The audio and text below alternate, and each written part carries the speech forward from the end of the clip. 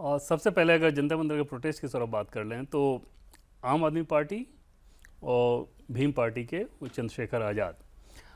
इन दो लोगों के बारे में सरकार का मानना है कि पूरी ताकत इन लोगों ने अपनी लगा रखी है इस प्रोटेस्ट को लेकर। आज तो चंद्रशेखर ने वो प्रेस कॉन्फ्रेंस भी किया, उन्होंने फिर ये बताया कि कैसे वो देश भर में प्रोटेस्ट करने जा रहे हैं, ज्ञापन दिया जाएगा अलग अलग ज़िलों में, स्टूडेंट्स को लेकर बहुत सारी बातें कही। तो वो पार्लियामेंट में धरने पे भी बैठे हैं शायद। हाँ, और यहाँ प्रेस क्लब में आज उनका प्रेस कॉन्फ्रेंस भी था। तो कुल मिलाकर एक रोड मैप उनका दिख रहा है कि इस मसले को ख़ास तौर पर उत्तर प्रदेश में वो बहुत बड़ा करना चाहेंगे। और 25 जुलाई को उनका वो प्रोटेस्ट है, समझा जा सकता है कि अगले साल विधानसभा चुनाव होने हैं, तो उस चुनाव से पहले अपना मोमेंटम क्रिएट करना चाह रहे हैं यूथ के इस इशू के सहारे। आम आदमी पार्टी तो ऑलरेडी पूरी तरह से इसमें लगी हुई है।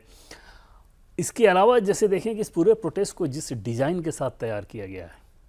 जैसे जोमेटो, स्विगी, इस तरह के तमाम रिपोर्ट्स आप देख रहे होंगे कि कैसे वहाँ पे खाना भेजा जा रहा है, अननोन लोग वो भेज रहे हैं, हज़ारों पैकेट खाना भेज रहे हैं। हाँ, और उसमें ये भी कह रहे हैं कि जो वहाँ दिख जाए उसको जाकर दे दो।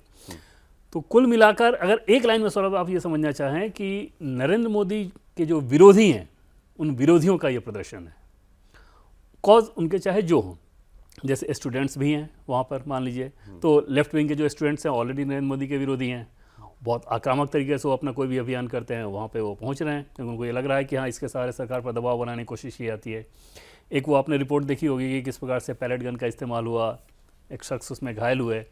गुरुग्राम के हैं, MBA करके नौकरी कर रहे थे और कर रहे हैं नौकरी, और वो यहाँ पर प्रोटेस्ट में आए थे। तो जाहिर तौर पर छात्र तो नहीं है, तो छात्रों का प्रोटेस्ट तो मत कहिए, छात्र हितों के लिए है। तो इस तरह की बहुत सारी चीज़ें आ रही हैं और उससे सरकार को एकदम से ये इनपुट मिल रहा है कि इसके पीछे एक बड़ा डिजाइन है जो कि नरेंद्र मोदी को दबाव में लाने के एक अवसर के तौर पर इसको देख रही है। इसको ज़रा सा थोड़ा सा और एनालाइज करते हैं, क्योंकि ये बात आपने बिल्कुल ठीक कही कि ये मौका है स्टूडेंट्स के नाम पर प्रोटेस्ट करने का। हम ये बिल्कुल नहीं कह रहे कि इसमें स्टूडेंट है ही नहीं,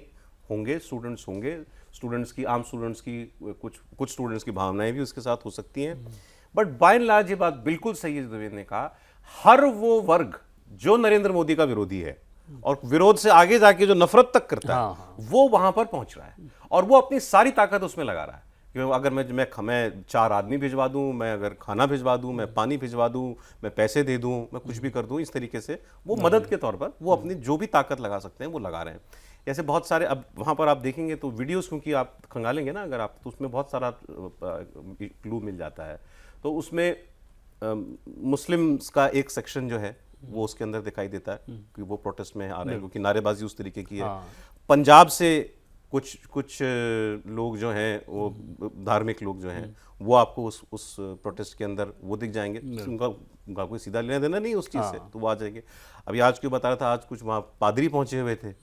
तो उनका भी क्या लेना देना है स्टूडेंट्स के प्रोटेस्ट से। बट सिंस वो ठीक है, अब आप इन सब के बारे में ये कह सकते हैं कि हाँ चले, इन सब के पास नरेंद्र मोदी के विरोध की कोई वजह है, बिल्कुल, तो वो वहाँ पर आए। हाँ, और इसी को समझे सौरभ की, और ये प्रोटेस्ट में क्या कह रहे हैं कि नीट का पेपर लीक हुआ, ठीक, उसके लिए आप प्रोटेस्ट कर रहे हो। वो नीट जिसका पेपर लीक हुआ, जैसे ही सरकार को पता चले, शिक्षा मंत्रालय को इस बात की जानकारी मिली, 1 सप्ताह के अंदर लगभग उस एग्ज़ाम को कैंसिल कर दिया गया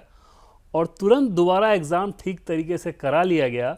जिसमें सारे स्टूडेंट्स फिर से अपीयर हुए, तकरीबन 22 लाख के आसपास। मतलब ये कि उस व्यवस्था के तहत उनको कोई ऐसी दिक्कत नहीं हुई, वो सारे अपीयर हुए, रिजल्ट आ गया, अब उनके काउंसलिंग और एडमिशन की प्रक्रिया शुरू हो रही है। तो मान लीजिए पहले एग्ज़ाम में जिनका अच्छा हुआ होगा, एग्ज़ाम नीट का जो पहला एग्ज़ाम हुआ था, जिनका एग्ज़ाम अच्छा हुआ होगा, अगर उनको, अच्छा सीटें कितनी हैं, 1,36,000 के आसपास, मतलब 1.5 लाख मान लीजिए, तो 1.5 लाख ऐसे स्टूडेंट्स होंगे, 1,60,000 1,70,000 जो ये मान के चल रहे होंगे कि मेरा इस बार हो रहा है। अगर उनको दोबारा एग्ज़ाम देना पड़े तो उसमें से 50-60,000 70,000 जो टॉप रैंकर्स हो गए, उनको तो बहुत फ़र्क पड़ेगा नहीं। वही अगर एक एग्ज़ाम हमने आज दिया, कंप्लीट करने लायक मेरा एग्ज़ाम अच्छा हुआ, 37 दिन बाद दोबारा एग्ज़ाम देना पड़ रहा है, तो हमको और थोड़ा ज़्यादा समय मिल गया बेहतर तैयारी के लिए, दोबारा देंगे, दोबारा हो जाएगा।